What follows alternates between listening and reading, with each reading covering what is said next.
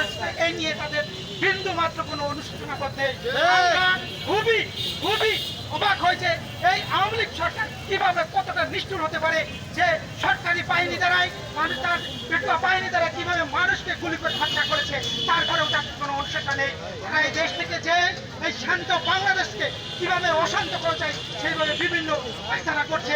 তাদের যে অবৈধ সম্পদ ছিল সবাই বাংলাদেশে সেটা ব্যবহার করে বাংলাদেশকে অশান্ত করার চেষ্টা করছে। আমরা এটা কোনোভাবে মেনে নিতে দেবো না। এই ছাত্র সমাজ এই নতুন প্রজন্ম কোনোভাবে মেনে নিতে চায় না। আর এই প্রেক্ষাপটে আজ আমরা এই রাস্তায় নেমেছি। আমরা তাদেরকে স্পষ্ট ভাষায় বলে দিতে চাই এই বাংলাদেশে আর কোনো সন্ত্রাসী আওয়ামী লীগের স্থান হবে না। উচিত বিচার হওয়ার পরে তারপরে তাদের ব্যবস্থা নেবে, কিন্তু বিচারের আগে কোনোভাবে কোনো আওয়ামী লীগ সরকার কোনো আওয়ামী লীগ এই বাংলাদেশে রাজনীতি করার অধিকার থাকে না। অতএব স্পষ্ট ভাষায় বলে দিতে চাই বাংলাদেশে কোনো ধরনের নাশকতা যদি কারা করে আবারও এই জুলাই যোদ্ধারা মাঠে নেবে তাদেরকে উচিত জবাব দেবে।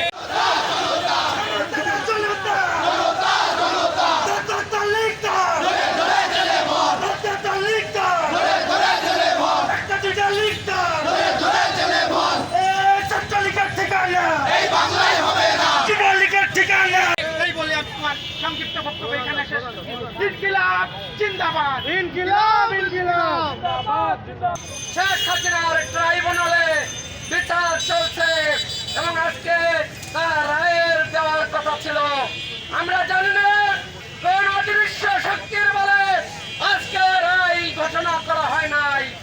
আমরা বলতে চাই আগামী 17 তারিখ যে রায় ঘোষণা করা হবে এই রায় যদি ফাঁসিস্ট শেখ হাসিনার ফাঁসি কার্যকর না করে বা ফাঁসির আদেশ না হয় তাহলে জুলাই বিপ্লবের মাধ্যমে যে দলের সৃষ্টি হয়েছে আমরা আপামর জনগণকে সাথে নিয়ে এই রায়কে আমরা প্রত্যাখ্যান করব। সংগ্রামের দেশবাসী আমরা স্পষ্ট বলে দিতে চাই বাংলাদেশে আর কখনো ফাঁসিবাদ জন্ম নেবে না।